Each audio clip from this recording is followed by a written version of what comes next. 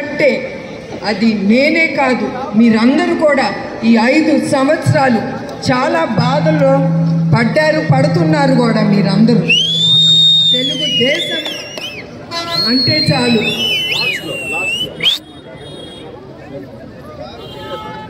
వాళ్ళందరి మీద కేసులు, తర్వాత ప్రతి ఒక్క ల్యాండ్ ఉంటే చాలు అది కూడా లాక్కుని వాళ్ళు రాసేసుకుని తీసుకెళ్తాం. ఇదే వాళ్ళ పని 5 సంవత్సరాలు. వాళ్ళు ఏమి ఒక ఆంధ్రప్రదేశ్కి ముందుకు తీసుకెళ్దామని ధ్యాస లేదు. తెలుగుదేశం కార్యకర్తల వాళ్ళని పట్టుకోవటం, తన్నటం, కొట్టటం మీరే చూసుంటారు. పొంగునూరులో చాలా కార్యకర్తలను చంపేశారు కూడా. సో మనందరం ఏమి వెనక అడుగు వేయకూడదు. మనందరం చెయ్యి కలుపుకుని మన ఆంధ్రప్రదేశ్ని ముందుకు తీసుకెళ్ళాలి. మన తెలుగుదేశం పార్టీని ముందుకు తీసుకెళ్ళాలి.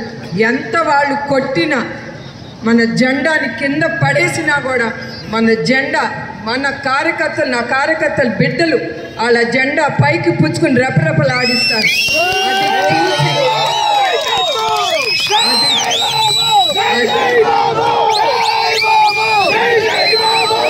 అది చూసి పక్కనాడు కుళ్ళుకోవాలి, కానీ మనం భయపడకూడదు.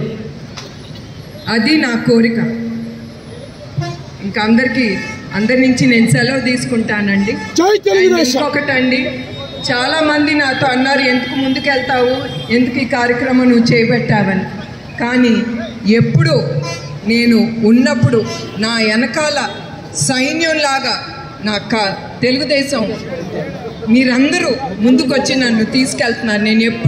నేను భయపడను. ఎందుకంటే మా బిడ్డలు ఉన్నారు నన్ను చూసుకోవటానికి. సో అందుకే నేను ఇది ముందుకే తీసుకెళ్తున్నాను. మీరు ఉంటారని, మనందరం కలిసి ఉంటామని నా నమ్మకం కూడా. జై హింద్, జై తెలుగుదేశం.